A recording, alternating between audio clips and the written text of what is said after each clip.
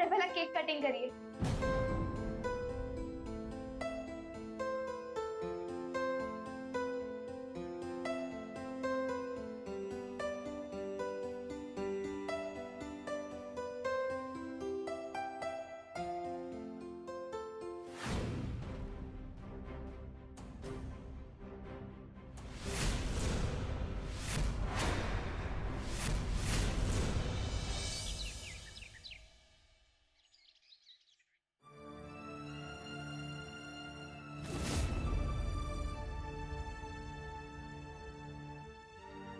રાશિએ આ બેબી માટે કેટલા સપના જોયા હતા.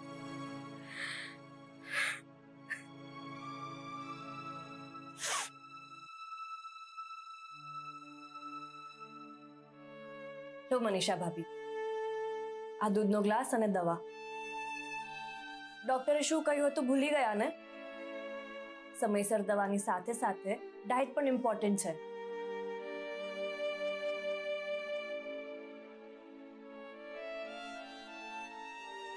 મનીષા ભાભી, મધર ઇન લોએ કહ્યું સવારે બ્રેકફાસ્ટ તમે બનાવ્યો હતો. તમે શું કામ મહેનત કરી? વિનુભાઈ અને વિનુબેન હતા ને, એ બનાવી દે. જો હવે તમે બે જીવવાળા છો તો થોડું સાચવો. તમારે આરામની જરૂર છે. શું થયું મનીષા ભાભી? આંખોમાં આંસુ અને ચહેરા પર સ્માઈલ? વિચારું છું કે ઘણા સંબંધો કેટલા અજબ હોય છે નહીં? જુઓ ને, આપણી વચ્ચે પ્રેમથી બધું જ સરખું થઈ શકે એમ હતું, પણ આપણામાં એ સમજણ જ નહોતી. એ સમજણ આપણને રાશિએ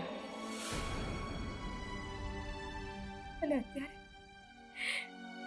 રાશિ જ આપણને છોડીને ચાલી ગઈ. મને યાદ છે, રાશિ કાયમ કહેતી કે જે થાય છે બધું સારા માટે થાય છે, તો શું બધું ભૂલાવી દેવાનું? અરે આપણા જીવનમાંથી એ વ્યક્તિની યાદો કેવી રીતે ભૂલાવાની જે આપણા જીવનમાં આશીર્વાદ રૂપે આવ્યા હોય? સહેલું નથી બધું ભૂલીને આગળ વધી જવું. હા, રાશિ દીદી આપણા જીવનના ટ્રુ ગાઈડ હતા. કોઈ પણ મુશ્કેલી આવે બધી જ મુશ્કેલી સોલ્વ કરી દેતા. હવે આપણા જીવનમાં એમની જગ્યા કોણ લઈ શકશે? અરે દીકુને જોઈને તમે, એ હજી એ જ આશાએ છે કે એની માં પાછી આવશે. એને કોણ સંભાળશે? આપણે સંભાળશું એને. દીકુને આપણે ક્યારેય એકલી નહીં પડવા દઈએ. આપણે બંને હવે દીકુના જીવનમાં એની માની જગ્યા લેવાની છે. તમે મારો સાથ આપશો ને?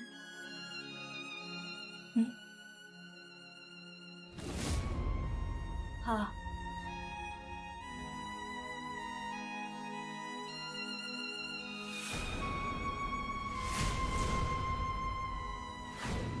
રાશિ આજીવન મારા માટે કેટલું બધું કરતી રહી, પણ એના માટે હું કંઈ જ ના કરી શકી. હું ખરેખર ઈચ્છતી હતી કે મારી બધી ભૂલ સ્વીકારીને હું રાશિના પગમાં પડી જઈશ, રાશિની માફી માંગી લઈશ, પણ મને એની માફી માંગવાનો એક મોકો પણ ના મળ્યો. મને હતું કે હું રાશિ માટે બધું જ કરીશ, એના મારા પરના બધા જ ઉપકારોનું હું ઋણ ચૂકવીશ, પણ રાશિ એના પહેલા જ જતી રહી. રાશિ માટે હું કંઈ ના કરી શકી, પણ હું દીકુ માટે એની માં થઈને રહીશ, એના માટે બધું જ કરીશ જે હું રાશિ માટે કરવા માંગતી હતી.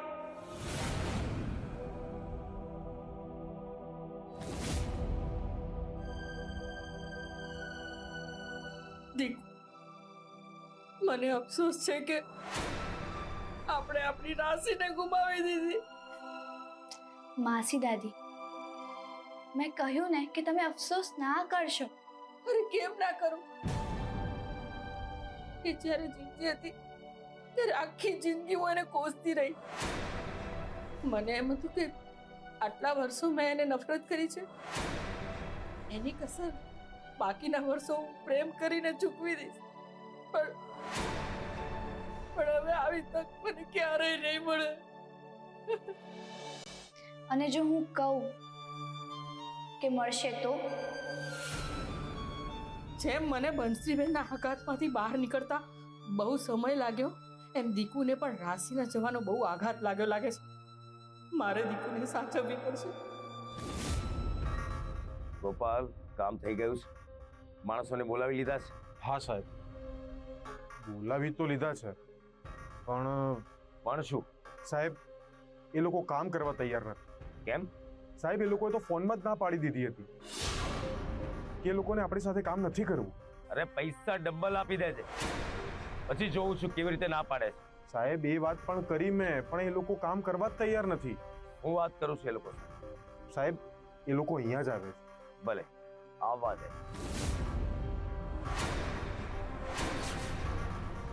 સાહેબ માફ કરો અમને, ઉભા થાવ, થોડી રૂમ ઉભા થાવ. તમને લોકોને થયું છે શું? કામ કરવા માટે કેમ તૈયાર નથી? નથી કરવું કામ તમારી સાથે સાહેબ. અરે પણ કેમ? તમને પ્રોબ્લેમ શું છે કામ કરવામાં? આટલું સામાન્ય કામ છે તો પણ કરવાની ના કેમ પાડો છો? અડ્ડા પર જવાનું છે ને ત્યાં તપાસ કરવાની છે, બીજું છે શું? ના સાહેબ, અમે ત્યાં નહીં જઈએ. પણ તમને લોકોને પ્રોબ્લેમ શું છે ત્યાં જવાથી? સાહેબ ત્યાં રાશિની દીક્ષા આવે છે, રાશિનું ભૂત છે ત્યાં. હા, સર ત્યાં રાશિની સાડીનો પાલવ જોયો, ત્યાં એનો ભૂત છે. અમે બાબા પાસે જઈને આવ્યા અને કવચ બનાવીને આવ્યા, જેથી રાશિની આત્મા અમારામાં પ્રવેશ ના કરે. અરે કેવી વાત કરો છો તમે લોકો? ત્યાં ભૂત થોડી હોય. ઓળખાઓ, તમને લોકોને બાબા પાસે નહીં પણ ડોક્ટર પાસે જવાની જરૂર છે. ચલો નીકળો, નીકળો અહીંથી. સાહેબ હવે શું કરીશું આપણે? કંઈક તો કરવું પડશે ગોપાલ. એ રાશિ છે કે નહીં એની તપાસ કરવી પડશે. રાશિ જીવતી હોય એ શક્ય જ નથી. પાણીનું વહેણ મેં જોયું હતું. આ કોઈ બીજી જ વ્યક્તિ હોઈ શકે જે રાશિના નામનો લાભ લેવા માંગે છે. આપણે એ તપાસ કરવી પડશે કે આ બીજી રિક્ષાવાળી છે કોણ, જે આપણી સામે પડવાની હિંમત કરી રહી.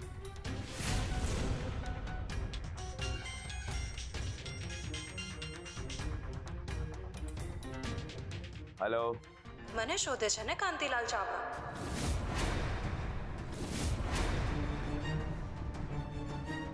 રાશિ મળવા માંગતો હોય તો એ બ્રિજ પાસે આવ જ્યાં તે મને ગોળી મારી હતી. રાશિનો અવાજ રાશિ કેવી રીતે હોઈ શકે? શું થયું સાહેબ? કોનો ફોન હતો? રાશિનો ફોન. હે, રાશિનો ફોન? હા, એણે કહ્યું કે બ્રિજ પાસે આવશો તો રાશિ તમને મળશે. ચાલ જલ્દી ગાડી કાઢ. હા.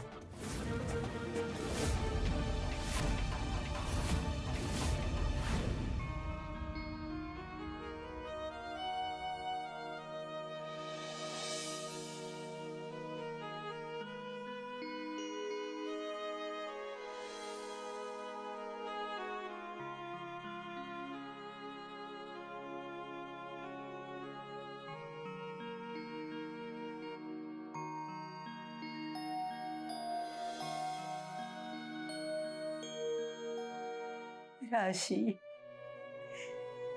એ તો પારકી થઈને પણ પોતાની બની ગઈ.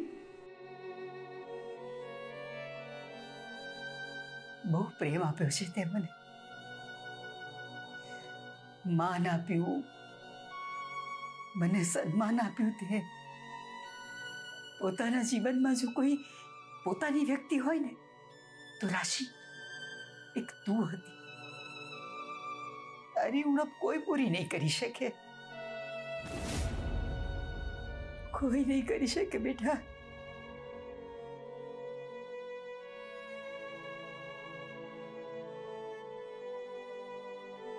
મમ્મી, તમે અહીંયા એકલા કેમ બેઠા છો? બસ એમ જ ક્યાંય મન નહોતું લાગતું એટલે એમ થયું કે અહીં રાશિની રૂમમાં આવીને બેસું. તું પણ બેસ ને.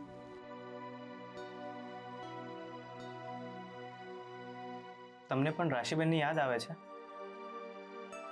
હા. મને પણ. તમે શું વિચારો છો મમ્મી?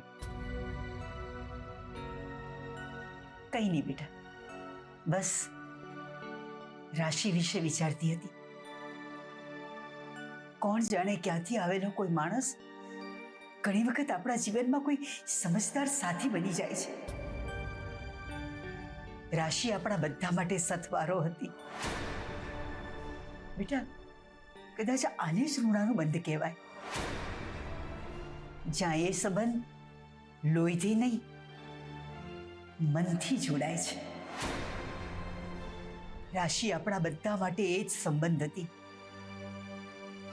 એક એવી કડી કે જેણે આપણને બધાને જોડીને રાખ્યા છે. સાચી વાત છે મમ્મી. તમે દીકુ સામે જોયું? અને હજુ પણ એ આશા છે કે રાશિબેન પાછા આવશે. એ એમને મરેલા મારવા તૈયાર જ નથી. હા બેટા, જ્યારે એક મા બાળકને જન્મ આપે છે ને, ત્યારે માત્ર બાળકનો જ નહીં, સાથે એની માનો પણ જન્મ થાય છે. અને એવી જ રીતે જ્યારે એક બાળક મરે છે ને, ત્યારે બાળક નથી મરતું, સાથે સાથે એની મા પણ મરી જાય છે. તું એ સમયે જ્યારે મોતના મુખમાંથી બહાર આવ્યો ને, ત્યારે તું બહાર આવ્યો, સાથે સાથે મારો જીવ પણ બહાર આવ્યો. ઘણી વખત બધાને એવું લાગતું હોય છે કે હું રાશિ રાશિ રાશિ શું કામ કરું છું? એક અજાણી છોકરીને એના સંતાન સાથે હું આ ઘરમાં શું કામ લઈ આવી? એને મેં મારી દીકરી શું કામ બનાવી? અરે એ તો મારા માટે ને તારા માટે પ્રાણદાતા છે. જો એ સમયે રાશિએ તને બચાવ્યો ના હોત ને, તો મારા માટે પણ આ ઘર, આ સુખ, સાહેબી, આ સંપત્તિ, આ બધું જ નકામું હતું. બધું જ નકામું હતું. એણે માત્ર તને જ નહીં, આ માને પણ બચાવી છે.